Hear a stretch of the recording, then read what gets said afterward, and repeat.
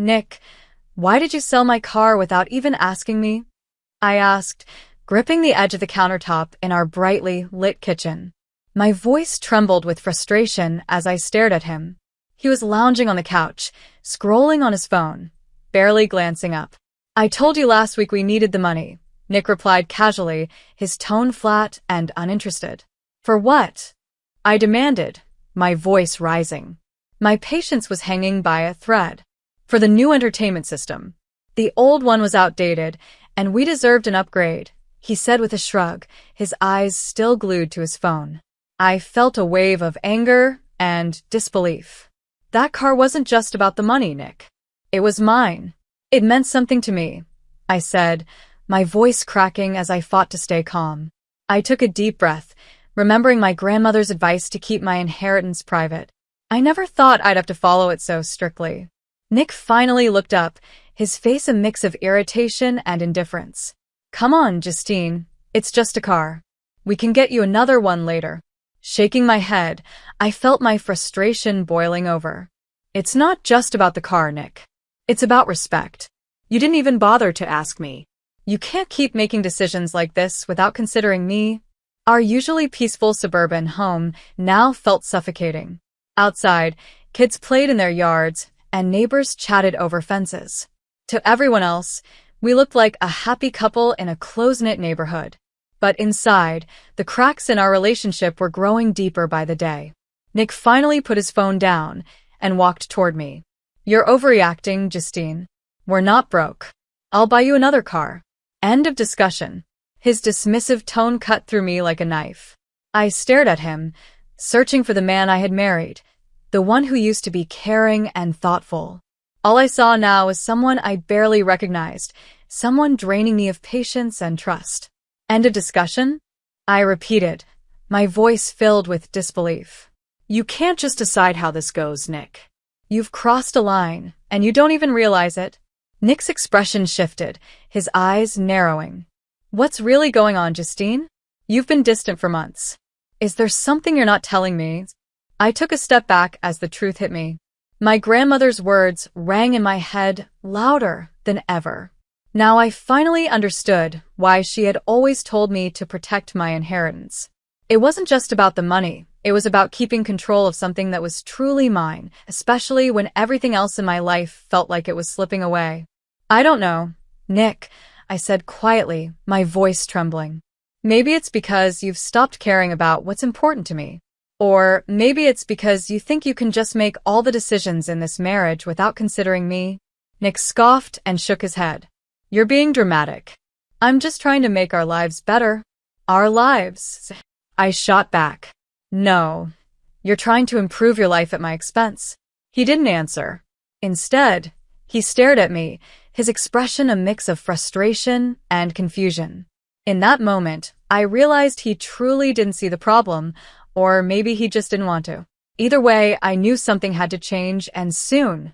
As Nick turned back to his phone, dismissing our conversation like it was nothing, I felt a surge of determination. This wasn't over, not even close. I wasn't going to let him push me aside in my own life. My grandmother's advice had been a guiding light, and it was time I started paying attention to it. The tension in the room was suffocating as I walked out of the kitchen, my heart pounding in my chest. One thing was clear, I wasn't going to let Nick's betrayal define me. This was just the beginning. I had my own plans to make. I don't know what to do anymore, I said, collapsing onto Patricia's couch.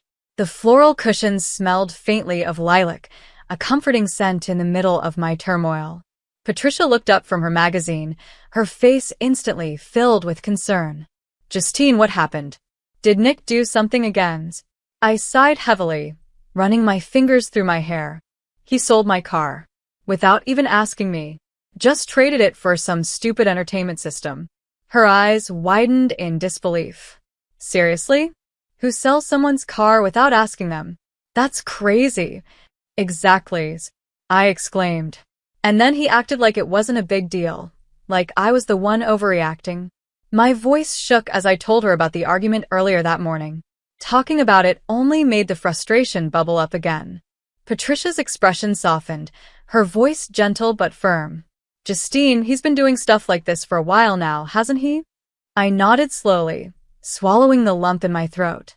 It didn't start out like this. When we first got together, he was so kind, so thoughtful. I felt like the luckiest person in the world. I was the center of his world once. But now, I let the thought trail off, unable to finish. Patricia gave my hand a gentle squeeze, her voice soft but firm. Have you thought about leaving him? You don't have to stay in a situation like this, Justine. I bit my lip, hesitating. I have, but it's not that simple. We've built a life together. It's not easy to just walk away. Patricia's face filled with concern. You have to do what's best for you. Don't forget that. Later that evening, as I stood at the sink washing the dinner dishes Nick had left behind, my mind wandered to the early days of our relationship. I remembered picnics in the park, surprise weekend trips, and how he used to plan everything so perfectly. He made every moment feel special. That version of Nick felt like a distant memory, replaced by someone who cared more about gadgets and parties than me. As I scrubbed the last pot, my eyes landed on the shiny new entertainment system that now dominated the living room. A bitter taste filled my mouth. I grabbed my phone and started scrolling through Nick's social media. My heart sank as I saw photo after photo of lavish parties, extravagant spending, and friends I barely knew. The realization hit me hard. This is where the money for my car had gone. I clenched my jaw, anger bubbling inside. I decided I'd confront him again as soon as he got home. The sound of the door creaking open pulled me from my thoughts. Nick stumbled in, reeking of alcohol. Where have you been? I asked, trying to keep my voice calm. He laughed, swaying slightly. Out with the guys. Needed a break, you know. I took a deep breath, forcing myself to stay composed. I saw the photos. All those expensive gadgets, all those parties. Is that where the money from my car went? Nick looked at me, his eyes glassy and unfocused. Oh, come on, Justine. Don't start this again. It's just stuff. We're having fun. Fun? Without considering my feelings? I snapped. This isn't just about the money, Nick. It's about respect. You've ignored everything I care about. He rolled his eyes and slumped onto the couch. Why don't you ever chill out? You used to be fun. Tears burned in my eyes, but I refused to let them fall. This isn't about fun, Nick. It's about you taking everything that matters to me and treating it like it's nothing. Nick didn't answer. His eyes were already closing, and within moments, he was snoring on the couch. The sound filled the room, but it couldn't drown out the anger and pain growing inside me. I stood there for a moment, staring at the man who once promised to love and cherish me. Patricia's words echoed in my mind. Maybe it was time. Time to make a change. Time to find the strength my grandmother always believed I had. This betrayal wasn't the end. It was the beginning of something new. I was ready to fight for the life I deserved. The next morning, I sat at the kitchen table, a cup of coffee growing cold beside me, my phone in hand. I needed to talk to someone who would understand my mom. Taking a deep breath, I dialed her number. Justine, sweetheart, how are you? She answered, her warm, comforting voice almost breaking the wall of strength I was trying to hold up. Mom, things with Nick, they're worse than ever, I said, trying to keep my voice steady. Oh, honey, what happened? She asked, her tone instantly filled with concern. I explained everything. The car, the way Nick had been treating me, and his complete disregard for my feelings. Mom, I'm considering divorce. I can't keep living like this, I admitted, the words heavy but somehow freeing. There was a pause on the line. Then her voice came back, steady and full of reassurance. Justine, we've always supported you no matter what. Your father and I will help you through this. And don't forget, you have your inheritance. I know, Mom, I said softly. I think I might need to use it to move out and start fresh. Do whatever you need to do, darling, she said firmly. We're here for you. As I hung up the phone, I felt a small wave of relief. Saying it out loud made it real, and it gave me a sense of purpose. I opened my laptop and started drafting an email to a lawyer, asking for advice on the next steps for divorce. Then, I searched for apartments in a nearby town. Each click, each decision, felt like a step toward reclaiming my life. By the time I closed my laptop hours later, I felt more determined than I had in years. That evening, I sat on the couch, my phone close by as I waited for a reply from the lawyer. Nick walked into the room, his expression tense, his eyes scanning me suspiciously. "What have you been doing all day?" he asked, his tone sharp and accusatory. "Just sorting some things out," I replied, keeping my voice calm and my answers vague. Nick's eyes darted to my phone. "Who were you talking to earlier?" "My mom," I said, avoiding his gaze. I needed some advice. Before I could react, Nick lunged forward and snatched the phone from my hand. "What the hell, Nick? Give it back!" I yelled, reaching for it. He stepped back, scrolling through my messages. His face darkened as his eyes flicked over the screen. "Thinking about leaving me? Huh," he said, his voice laced with anger. "Give me my phone, Nick." "Now," I demanded, my voice firm even as my heart pounded in my chest. Nick's eyes narrowed dangerously, and he stepped closer. "You think you can just run away with that little inheritance of yours? That money belongs to us, not just you. You've been hiding it from me this whole time." My mind raced, but I refused to back down. "I didn't have to tell you everything. That money was meant to give me security. You're going to use it to get away from me," he spat, his voice sharp and full of venom as he stepped even closer. I stood my ground, refusing to let him intimidate me. "Yes, Nick. If that's what it takes, I'm done." He threw the phone onto the couch, stepping back with a furious glare. "You won't get far with that money. You owe me, Justine. We're in this together." "No, Nick," I said, my voice calm but cold. "We were in this together. You're the one who changed that." Nick glared at me, his face twisted with anger, before storming out of the room and slamming the door behind him. My hands trembled, but beneath the fear, I felt something stronger: determination. This was it. I couldn't keep living like this. I had a plan, and I was going to see it through. A soft ding from my phone broke the silence. It was an email from the lawyer. I quickly opened it and read the advice carefully. Each word solidified my resolve. It was time to take the next step. I grabbed a small bag and packed only the essentials. Then I called Patricia. She picked up on the first ring. "Patricia," I said, my voice steady but urgent, "can I stay with you for a while? I'm leaving tonight." "Of course, Justine," she said without hesitation. "Come right over. We'll figure this out together." I zipped up the bag and took one last look around the house. Once it had been my sanctuary, but now it felt more like a prison. Without a second thought, I walked out the door and didn't look back. When I arrived at Patricia's house, my small suitcase still clutched in my hand, she opened the door before I could even knock. She pulled me into a tight hug. "You did the right thing, Justine," she whispered. "Thanks, Patricia," I said softly as I stepped inside. We sat down in her cozy living room.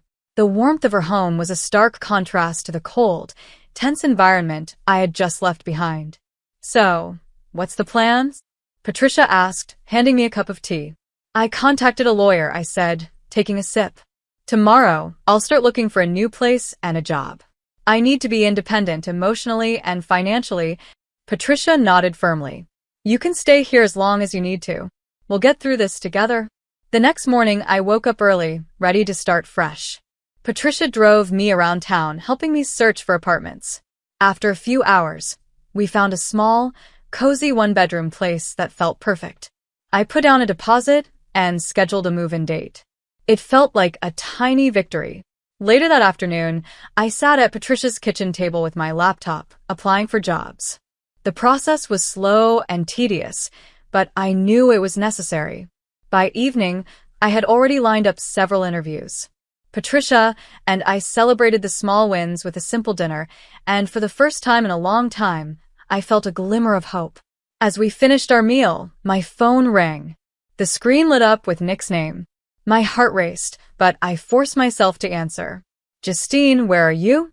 His voice was harsh, almost shouting.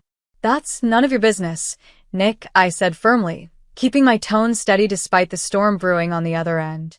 I took a deep breath, trying to stay calm. "Nick, I had no choice. You left me no other option. It is my business, Justine, he barked. We're married. You can't just walk out. I had to, I replied firmly. Nick scoffed, his voice dripping with sarcasm. You think you're so brave now, hiding at Patricia's? This is our problem, not hers. Tell me where you are. I'm not hiding, Nick, I said, my voice steady. And it's not just Patricia's problem. I'm done being treated like I don't matter. You owe me, Justine, he snapped. The mortgage, the bills, everything. You think you can just run off with your inheritance and leave me to handle everything on my own? This isn't about money, Nick. It's about respect, or your lack of it, I said, tears brimming in my eyes. You'll regret this, Justine, he hissed before hanging up. I lowered the phone, my hands trembling. Patricia was watching me, her face full of concern. He's not going to stop, is he? She asked softly. Not easily, I admitted, steeling myself. The next few days were a whirlwind of activity. Between getting my new apartment ready and going to job interviews, I felt stronger with each passing day. Every step I took away from Nick brought a little more peace.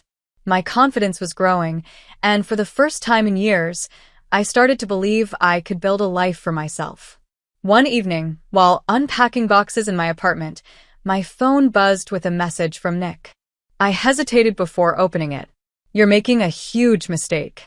You'll come crawling back. They always do. I stared at the screen, feeling a mix of anger and sadness. Taking a deep breath, I quickly typed back. No, Nick. I'm done crawling. This is my life now. With that, I hit send and blocked his number. Standing by the window, I watched the sun setting over my new neighborhood. For the first time in a long time, I felt free. The next morning, I woke up early and headed to my first job interview. Walking into the office, I was greeted by a warm, friendly receptionist who guided me through the process. The interview went smoothly, and I left feeling hopeful. When I returned to my apartment, Patricia was waiting for me with a bottle of wine and 2 glasses. She grinned as she held them up. To new beginnings, she said, handing me a glass. To new beginnings, I echoed, clinking my glass against hers. As we sat together, talking and laughing, I realized I was starting to reclaim my life. Every small victory was a step away from Nick and the toxic hold he had over me. That night, as I lay in bed, I thought about all the things I had left behind and all the possibilities waiting ahead of me. It wouldn't be easy, but for the first time in a long time, I felt ready to face whatever came next. I felt like I was finally in control. A week later, I got the call offering me the job. As I listened, tears of joy rolled down my face. This was proof I was on the right path. I was building a new life, one step at a time, and this time, it was a life where I mattered. The town's annual fair was in full swing. Laughter filled the air as kids ran between booths, and the scent of popcorn and barbecue lingered in the breeze. I was helping Patricia set up her jewelry stall when I felt a tap on my shoulder. Justine, a familiar voice said. I turned to see Olivier, a mutual friend who had always been kind and dependable. Oh, hey, Olivier. How are you? I asked, managing a small smile. Pretty good, he replied, then hesitated. But I heard about you and Nick. Are you okay? I sighed, trying to keep my voice steady. It's been tough, but I'm getting through it. Olivier nodded, concern etched on his face. Then he hesitated again, his expression cautious. Speaking of Nick, he's here. And, well, he's not taking things well. Before I could ask what he meant, a loud commotion caught my attention. Nick was in the middle of the fairground, clearly drunk, shouting at a group of young men near a barbecue pit.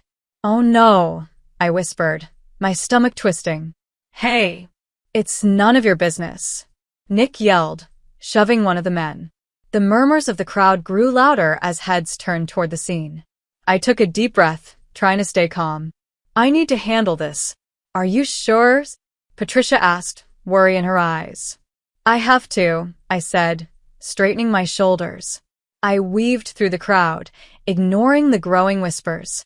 As I approached, Nick spotted me. He stumbled toward me, his words slurred. Justine, there you are. Thought you could avoid me forever. His breath reeked of alcohol, and his eyes were glassy.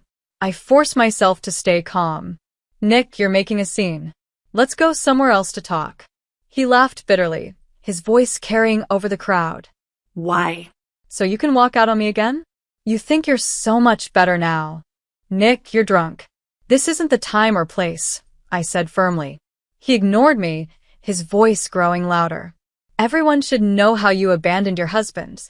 His words cut through the fairground, and I could feel the stares of the crowd.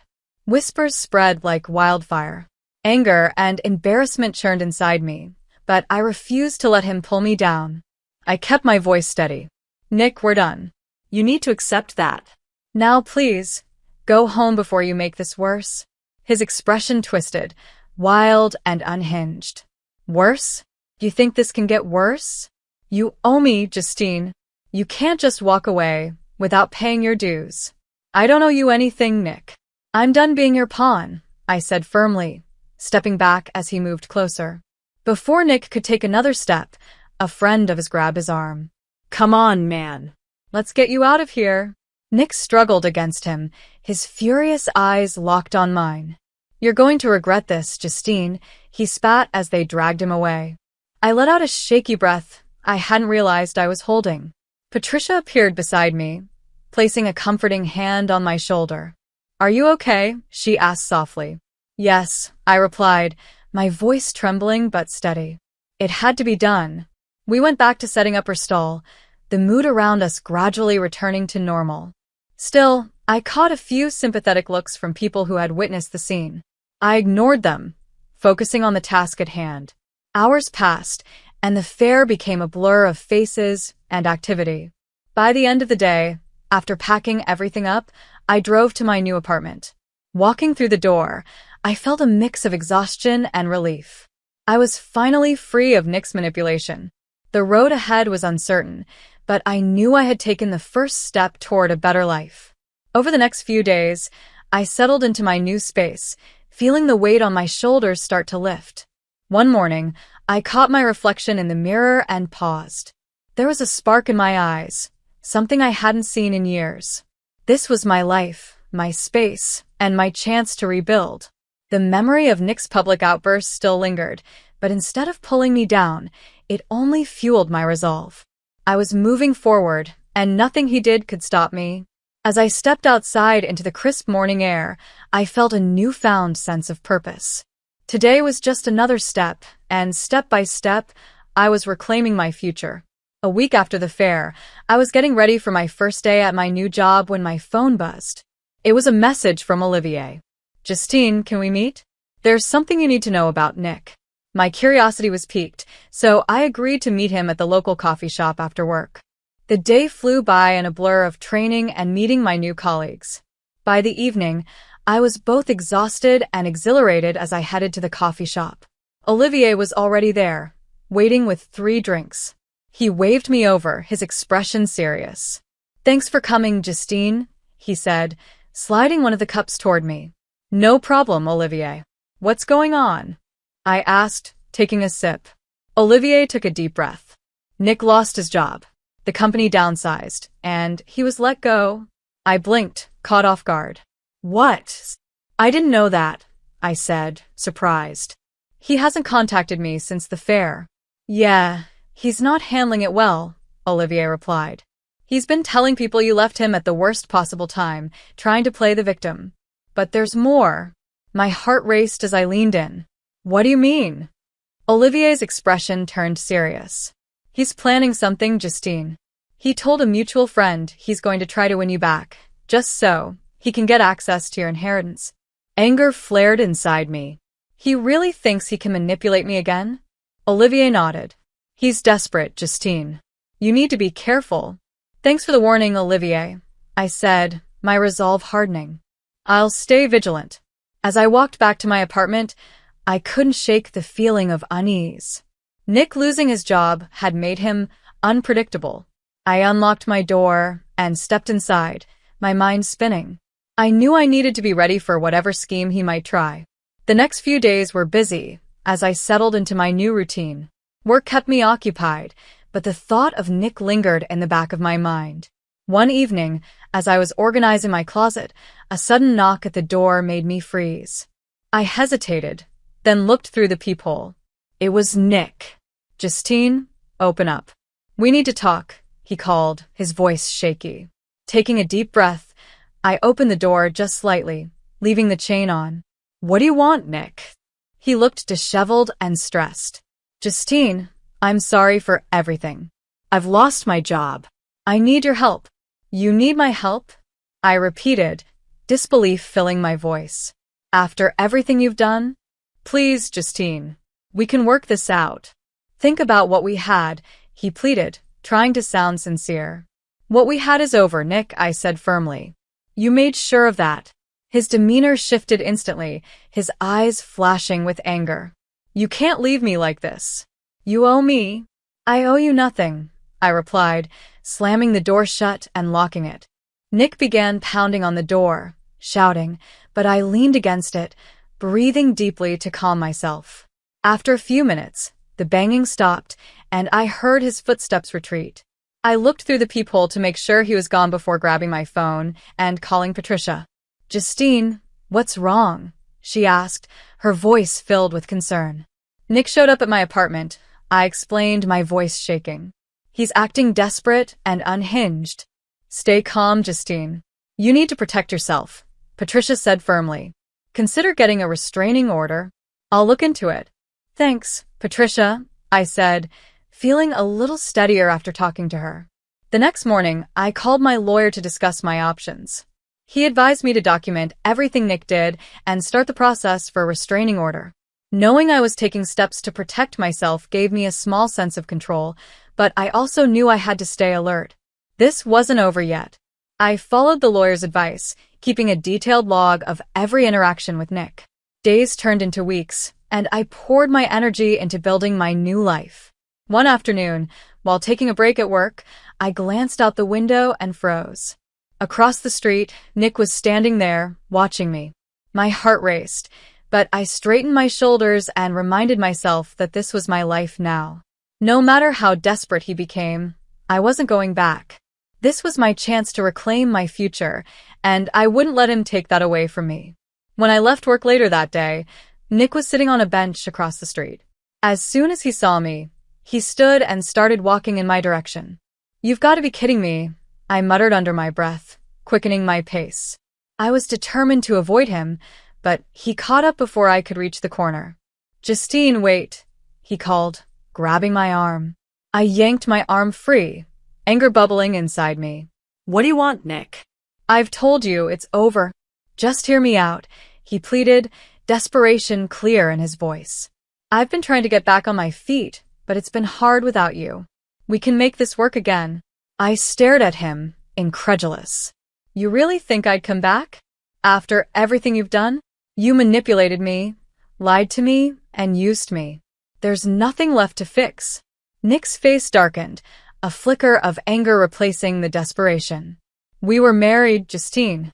That means working through the tough times." "I did work through the tough times, Nick," I snapped. "I worked through them alone, while you partied and spent money you didn't have." A few passers-by slowed, their curious eyes flicking between us as the tension grew. I didn't care. Let the whole world know what I had been through. Nick's posture shifted, his tone turning confrontational. "You want people to think I'm the bad guy? You've been hiding money and living this new life while I'm struggling." "Living this new life isn't easy," I said, trying to stay calm. "But it's necessary. I need peace, Nick, something you can't seem to give me." His eyes narrowed, filled with anger. "You think you're better than me now?" "No, Nick," I said firmly. "I think I deserve better than how you treated me." I turned to walk away, but Nick grabbed my shoulder and spun me around. His grip was tight, and his voice was cold. "This isn't over, Justine. You're not getting rid of me that easily. Get your hands off me," I yelled, my voice loud enough to catch the attention of nearby bystanders. Nick hesitated, his grip loosening, but the venom in his eyes stayed. Before he could respond, a tall man in a suit stepped forward, his expression serious. "Is everything all right here?" he asked, his eyes darting to Nick. "Yes," I said firmly, pulling away from Nick and standing tall. "Thank you," I quickly replied. "I was just leaving." Nick glared at the man but took a step back, his voice low and threatening as he repeated, "This isn't over." Ignoring his parting words, I hurried away, my heart racing. I wouldn't let this encounter scare me. If anything, it strengthened my determination. As soon as I got back to my apartment, I called my lawyer. "Nick is stalking me," I said firmly. "I need to escalate this. What are my options?" "We can file for a restraining order immediately," he replied. "Document today's incident in detail, and we'll proceed." Later that evening, as I filled out the necessary paperwork, a sense of empowerment replaced my fear. For the first time, I felt like I was taking concrete steps to protect my peace and reclaim my life. The next week passed without incident until I got a call from an unknown number. My stomach dropped when I answered and heard Nick's voice. "Justine, you think a piece of paper will stop me?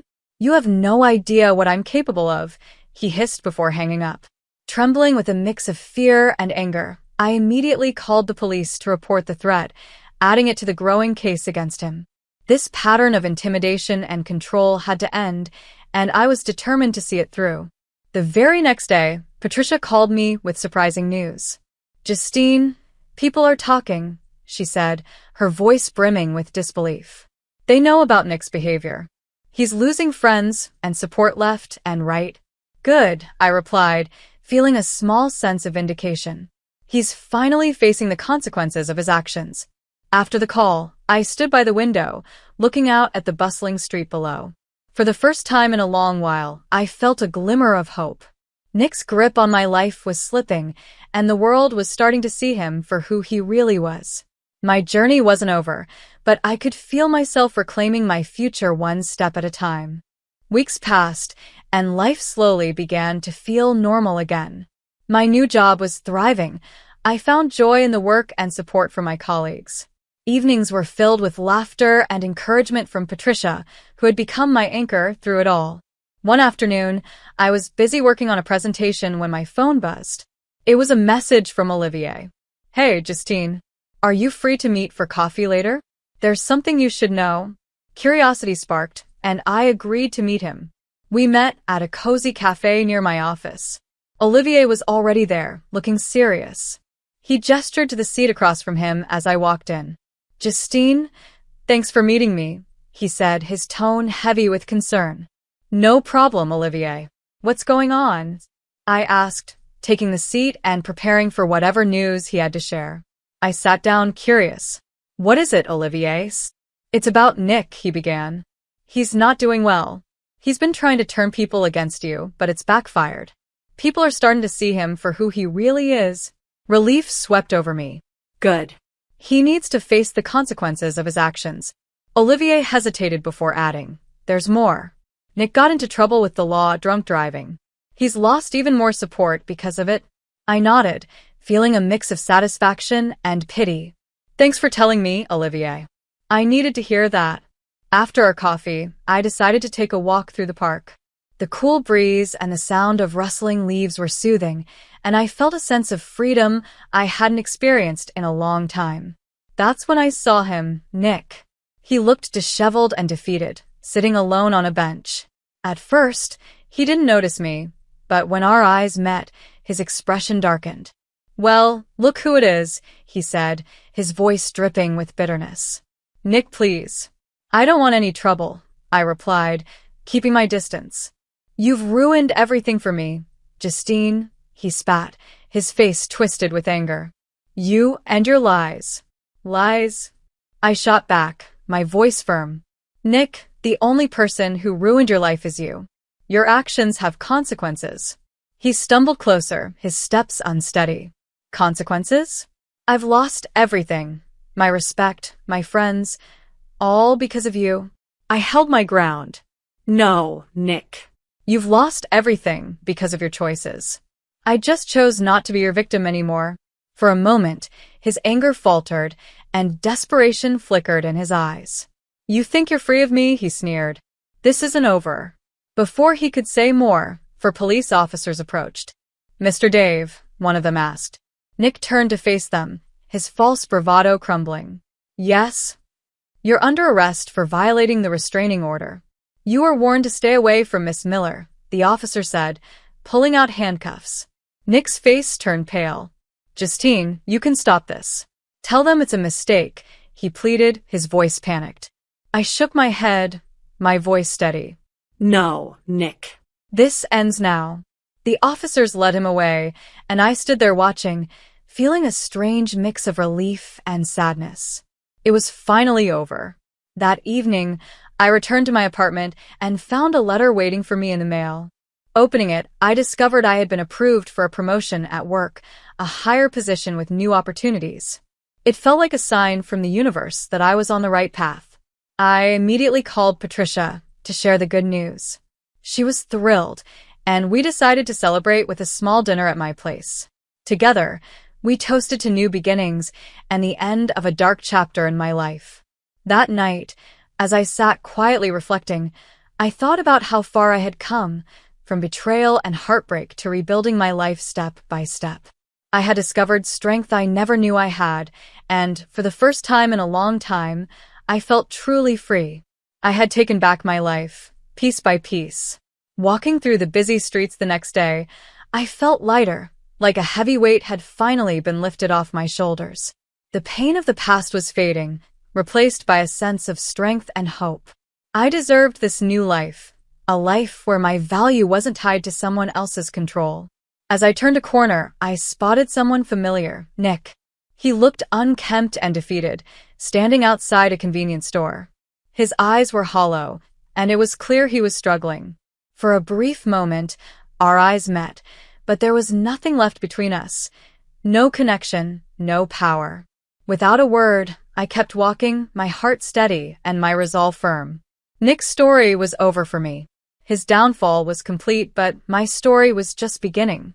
My future was bright, full of promise, and I was ready to embrace it one step at a time.